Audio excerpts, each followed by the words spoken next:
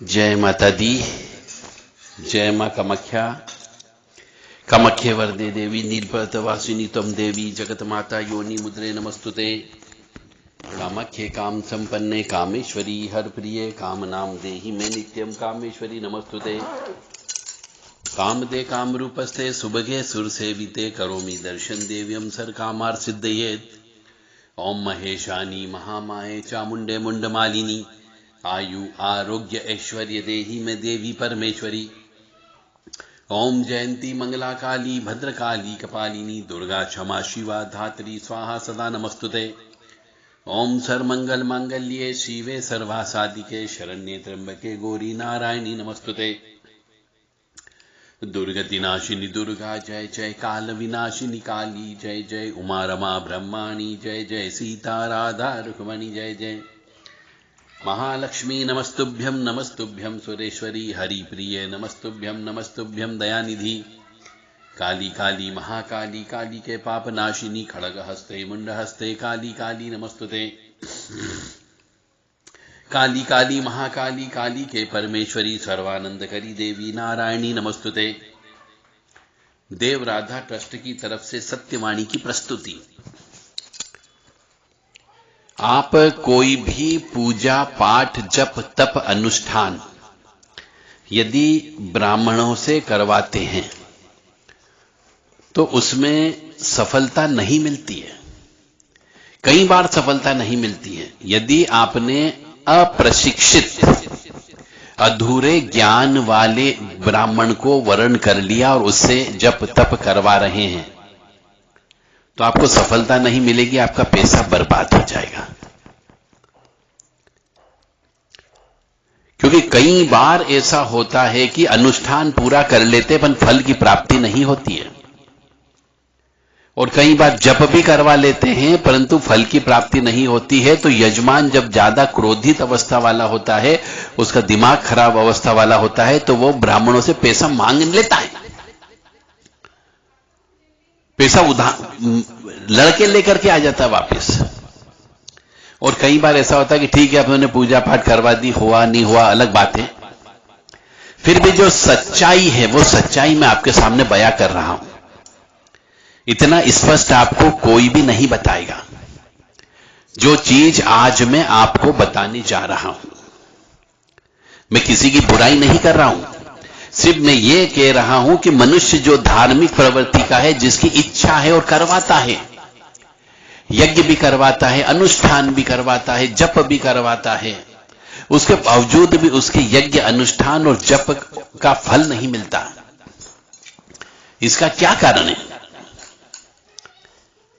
तो सर्वप्रथम कारण यह होता है कि जो ब्राह्मण वरण करते हैं उन ब्राह्मणों का आपको सर्वप्रथम नांदी श्राद्ध कर्म कराना चाहिए, और यजमान को स्वयं को भी नांदी श्राद्ध कर्म करना चाहिए। 99% केसेस में ब्राह्मण नांदी श्राद्ध कर्म नहीं करता और नहीं यजमान का कराता है। जब नांदी श्राद्ध कर्म नहीं कराए तो अनुष्ठान सफल कैसे हो सकता है? अनुष्ठान को सफल करने के लिए जो ABCD चालू होती है उसमें पहली सीढ़ी ही नांदी श्राद्ध कर्म है। यज्ञ करवाते हम बड़े बड़े, और उस यज्ञ में नांदी श्राद्ध कर्म कराना अत्यंत आवश्यक होता है। कोई भी अनुष्ठान ब्राह्मण के हाथों देने के पहले, उनके वरण के पहले उन ब्राह्मणों को भी नांदी श्राद्ध कर्म करना चाहिए, और यजमान को भी करना चाहिए जो हवन करेगा या जो जप का संकल्प देता है। अब आप कहेंगे साहब नांदी श्राद्ध कर्म ये शब्द तो हमने पहली बार सुना है।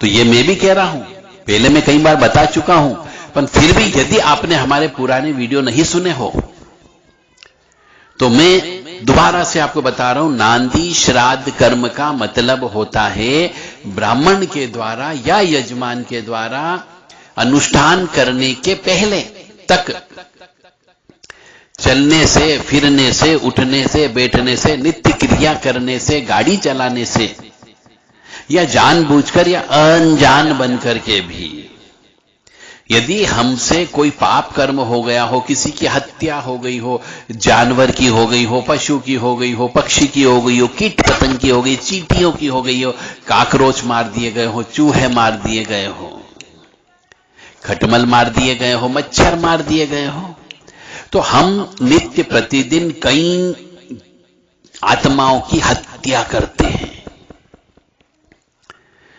तो उन आत्माओं के द्वारा, उनमें भी आत्मा तो है और वही आत्मा आप में भी है। आत्मा इतनी ही सूक्ष्म है और उससे भी ज्यादा सूक्ष्म है जो किसी को दिखाई नहीं देती है। तो आत्मा है, चाहे वो चींटी की हो, चाहे वो कीट पतंग की हो, चाहे वो मनुष्य की हो।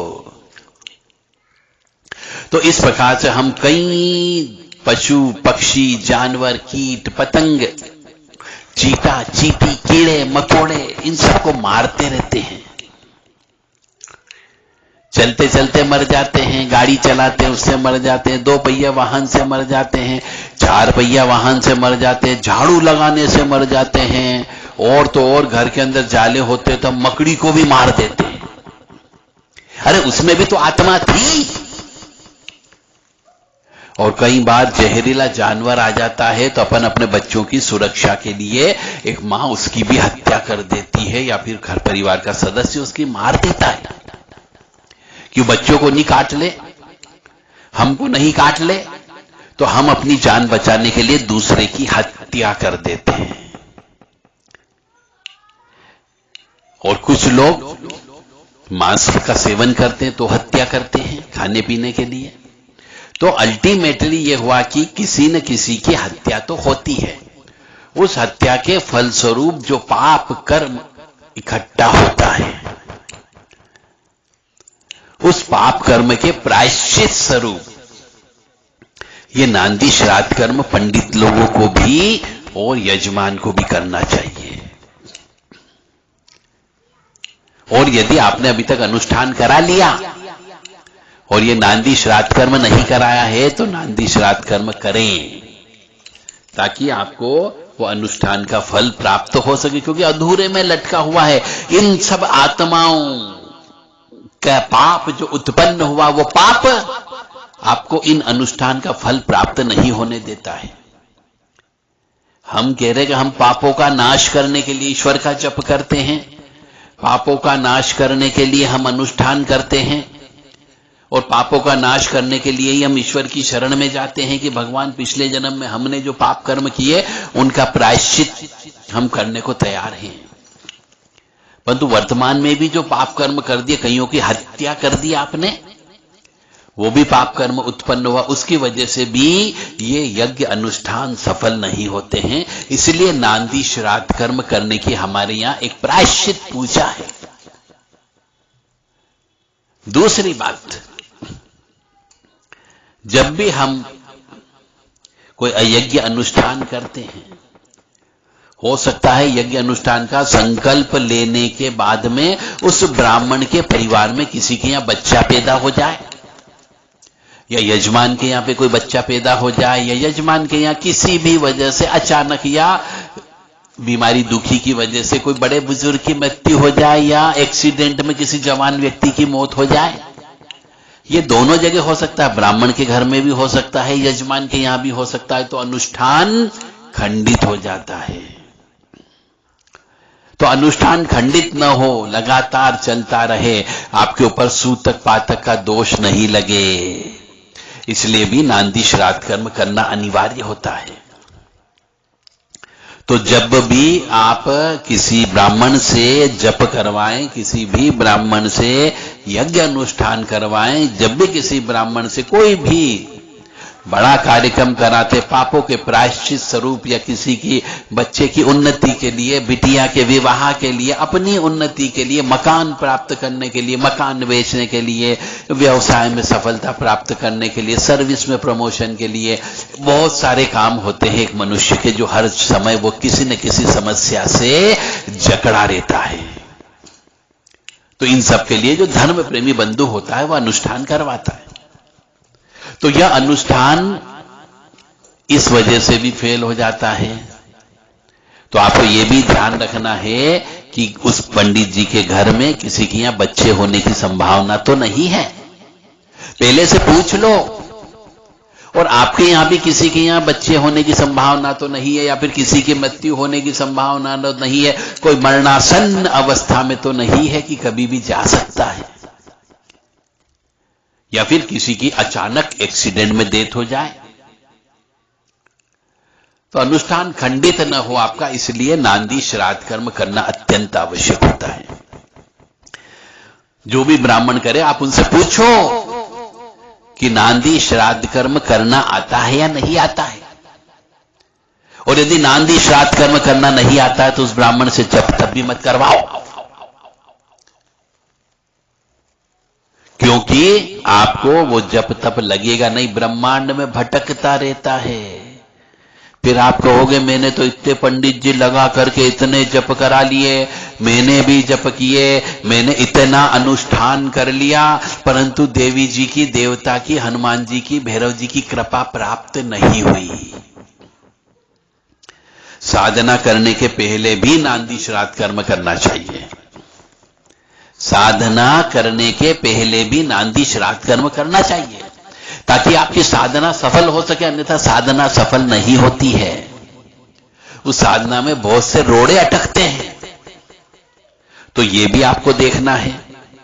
और तीसरा विशेष बात यह है कि जो भी ब्राह्मण आप रखें वह तंबाकू, जर्दा, चूना, बीड़ी, सिगरेट मुंह में दबा करके, जर्दा चूना मुंह में दबा करके जप नहीं करे, हवन नहीं करे, क्योंकि हमने कई जगह देखा है कि वो जर्दा चूना सुपारी मुंह में ठूस लेते हैं और उसके बाद जप करने बैठते हैं, हवन करने बैठते हैं, पाठ करने बैठ जाते हैं, तंबाकू का गुटखा मुंह में दबाया और पाठ करने बैठ गए। तो उससे भी वो झूठा मुंह हो जाता है, उसको हम उच्छिष्ट बोलते हैं, और उच्छिष्ट अवस्था में भी आपका जप तप अनुष्ठान फेल हो जाता है। मानो या न मानो, हम जो बोल रहे हैं ये पूर्णतः सत्य है, शास्त्र सम्मत है। किसी भी अच्छे जानकार वृद्ध पुरुष से आप बात करना, वो बिल्कुल हर बात को सही बोलेगा। हमारे यहां किसी को बरगलाने का मन नहीं है, किसी के मन को दुख पहुंचाने का नहीं है, किसी की आत्मा को ठेस पहुंचाने का इरादा भी नहीं है, पर जो शास्त्र सम्मत बात है वो बात मैं आपके सामने रख रहा हूं। फिर पालन करना और कराना आपके ऊपर निर्भर करेगा। फिर आप कहोगे कि हां साबुन महाराज जी ने बिल्कुल सही बोला था। इसलिए पहली बात ये ध्यान रखें, कोई भी यज्ञ अनुष्ठान करें, नांदी श्राद्ध कर्म करना है। किसी के यहां मृत्यु वगैरह होने पर सूतक पातक नहीं लगता है, और हमारे द्वारा जाने अनजाने में कईयों की हत्या हो जाती है, उसका पाप कर्म का फल अपनों को प्रायश्चित कर्म करने से माफी मिल जाती है। और ब्राह्मण को कभी भी झूठे मुंह में जर्दा चूना ठूस करके जप तप हवन नहीं करना चाहिए। इस बात का भी यजमान को ध्यान रखना है, जो संकल्प दे रहा है उसको ध्यान रखना है कि वह व्यक्ति जो आपका जप कर रहा है, हवन कर रहा है, अनुष्ठान कर रहा है, मुंह के अंदर झूठा मुंह तो नहीं है, कोई लौंग तो मुंह में नहीं रखी हुई है, या फिर जर्दा चूना तो नहीं है। इस बात का अवश्य ध्यान रख लें।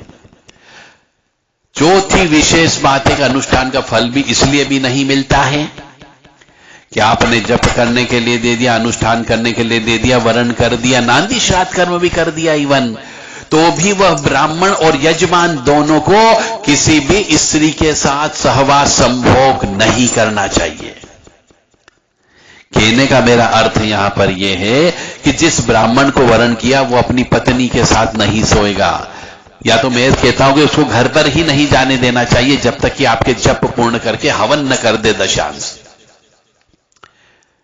और जब भी कोई अनुष्ठान करें, जप करें, तप करवाएं, तो दशांश हवन अवश्य कराना है। आप उस चीज में बिल्कुल मत आइएगा, क्योंकि अधिकांशतः ब्राह्मण ये बोल देते हैं कि साहब हमने 1 लाख जप कर दिया, इसका दशांश हवन करने के बजाय दशांश और जप कर देते हैं, तो बात एक ही मान ली जाती है। ऐसा बिल्कुल भी नहीं होता है। यानी आपको 1 लाख जप कराया है तो 10,000 का आपको हवन कराना कंपलसरी, तो ही फल मिलेगा, अन्यथा फल नहीं मिलता है। ये भी गलती अक्सर जप तप में कर होती है, और ये गलती स्वयं ब्राह्मण करवाता है। यजमान कहता तुम्हारी इच्छा जो करना हो कर लो, बस मेरे को तो फल मिलना चाहिए। वो तो अपनी दक्षिणा लेगा और चला जाएगा। तो मैं यहां पुनः बोल रहा हूं, मैं किसी की बुराई नहीं कर रहा हूं, मैं आपको सिर्फ ज्ञान दे रहा हूं। ज्ञान लेना या नहीं लेना आपके ऊपर निर्भर करता है। इसी प्रकार से जब वो जप करने बैठते हैं तो अधिकांशतः ब्राह्मण देवता जो होते हैं वह राधा कृष्ण को मानते हैं, क्योंकि उनकी पढ़ाई लिखाई दीक्षा में अधिकतर कृष्ण भगवान की ही लीला का वर्णन होता है। भागवत जी पढ़ने चले जाते हैं, कृष्ण जी को मानने लगते हैं, तो माला भी तुलसी की माला ले लेते हैं और उसी को गोमुखी के अंदर रख करके जप करते हैं। तो एक गलती और करते हैं जिसकी वजह से भी आपके अनुष्ठान का फल प्राप्त नहीं होता है, कि तुलसी की माला से केवल रामचंद्र जी का, श्री कृष्ण जी का, श्री हरि का, इनका ही जप तप किया जाता है। तुलसी की माला से, तुलसी की माला से भोलेनाथ का जप नहीं किया जाता, महामृत्युंजय के जप नहीं करते हैं। तो ये भी आप देख ले कि ब्राह्मण के पास जो वो माला है वह माला तुलसी की तो नहीं है जिससे वो जप कर रहा है, अन्यथा आपका अनुष्ठान फेल हो जाएगा। रुद्राक्ष की माला होना चाहिए, और जिस माला से वो जप कर रहा है वह माला प्राण प्रतिष्ठित भी होना चाहिए। अब आपको तो मालूम नहीं कि ये माला प्राण प्रतिष्ठित है या नहीं पंडित जी के पास में, और पंडित जी के पास में यदि तुलसी की माला है तो उन्हें जो है रुद्राक्ष की माला आपको देना है, जिससे जप तप करने में फायदा होता है। देवी जी का जप हो गया, भैरव जी का जप हो गया, हनुमान जी का जप हो गया, राहु केतु का जप हो गया, नवग्रह का जप हो गया, ये सब रुद्राक्ष की माला से किया जाता है। और अधिकांश ब्राह्मणों के पास जो है तुलसी की माला होती 80%।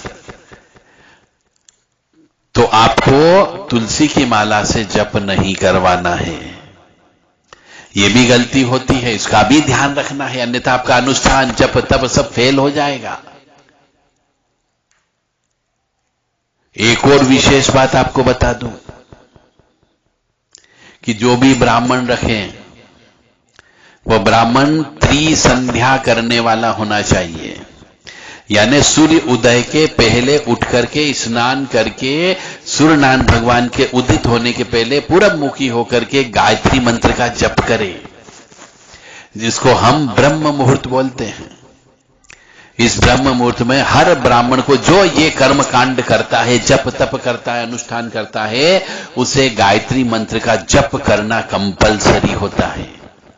तो इस बात का भी यजमान अपनी आंखों के सामने ध्यान रखे कि वह ब्राह्मण सूर्योदय के पहले उठ करके स्नान ध्यान कर रहा है या नहीं कर रहा है, और माला जप कर रहा है या नहीं कर रहा है।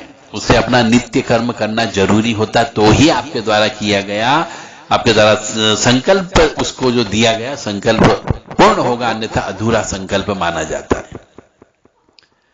एक तो उसे सवेरे सूर्य उदित होने के पहले गायत्री मंत्र का जप करना है, एक माला।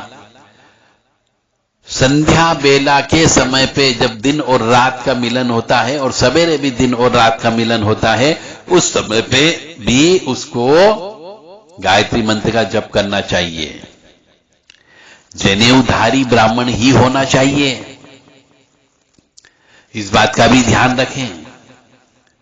और जनेऊ धारण करने के बाद जनेऊ के नियम का पालन करता हो, ऐसे ब्राह्मण से ही आपको जप तप करवाना है, अन्यथा आपका कोई भी जप तप अनुष्ठान सब फेल हो जाएगा, आपका काम नहीं करेगा।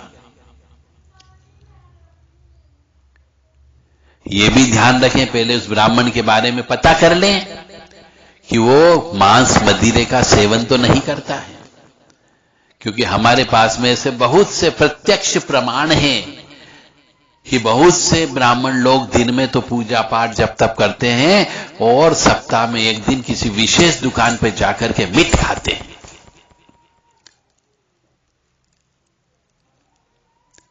तो पहले उनके चरित्र को अभी ध्यान रख लें। हो सकता है ऐसा ब्राह्मण भी हो जो चरित्रहीन भी हो सकता है। और एक और बात आपके लिए, जो जप तप कराने वाले यजमान लोग होते उनके लिए, कि कभी भी खंडित ब्राह्मण से जप तप नहीं कराना चाहिए, अधिक अंग वाले से जप तप नहीं कराना चाहिए, अन्यथा वो भी जप तप आपको नहीं लगेगा। और श्राद्ध का दान यदि देना है आपको, पिंड दान देना है आपको, और कोई दान देना है श्राद्ध से संबंधित, पितरों से संबंधित, तो किसी भी खंडित ब्राह्मण को अधिक अंग वाले को और कम अंग वाले को दान नहीं देना है। चोटी रखने वाला ब्राह्मण होना चाहिए। जो चोटी नहीं रखता हो ऐसे ब्राह्मण से भी आपको जप तप नहीं कराना है। तो ऐसे बहुत सारे कारण हैं, जो विशेष विशेष कारण थे उनको मैंने आपको बता दिया। और जिस भी ब्राह्मण का वरण कर रहे हो उस ब्राह्मण से पहले मंत्र सुन लो कि वो मंत्र बोलने में सक्षम भी है या नहीं है, वो मंत्र अच्छे से बोल पाएगा या नहीं बोल पाएगा, मंत्र का उच्चारण स्पष्ट रूप से करेगा या नहीं करेगा। मंत्र भी सामने बुलवा लेना चाहिए एक यजमान को, क्योंकि यजमान तो किसी विशेष व्यक्ति को ठेका दे देता है, वो ब्राह्मणों को लेकर के आ जाता है कि 5 ब्राह्मण ले आना, 11 ब्राह्मण लेना। आ गए 11 ब्राह्मण, अब उन्हें मंत्र बोलते ही नहीं आ रहा, सिर्फ उन्हें ड्रेस पहन ली, धोती पहन ली, कुर्ता पहन लिया और गोमुखी हाथ में रख करके आ गए। ऐसा भी कई जगह देखा गया है मेरी आंखों के सामने कि उन्हें मंत्र भी सही से बोलते नहीं आता है। और एक और विशेष इंपॉर्टेंट बात इन सब के अलावा, कि जो भी ब्राह्मण होता है वह उस मंत्र से दीक्षित होना चाहिए, प्रशिक्षित होना चाहिए, गुरु के द्वारा उस ब्राह्मण को वो मंत्र प्राप्त होना चाहिए। तो वो ही मंत्र जप करने का अधिकारी है, दूसरा मंत्र जप करने का अधिकारी नहीं है। आप लोग सोचते हो कोई भी ब्राह्मण होगा चलेगा, बस उसको पाठ करते आना चाहिए। अरे जिसने काली मां की दीक्षा नहीं ली उसे काली मां से जप मत करवाओ। जिसने भैरव जी के मंत्र की दीक्षा नहीं ली है उससे भैरव जी के मंत्र के जप मत करवाइए, आप खुद करिए। तो ये इतने सारे रहस्यमय तथ्य आपके सामने मैंने रखे हैं। मेरे इस बोलने की वजह से यदि किसी की आत्मा दुखी हो, किसी की आत्मा को ठेस लगी हो, तो मैं माफी चाहता हूं, परंतु जो कहा है वह सत्य है। ब्राह्मणों को भी इसका ज्ञान होना चाहिए और यजमान को भी इसका ज्ञान होना चाहिए। यह जो है हमने आपको बता दिया है।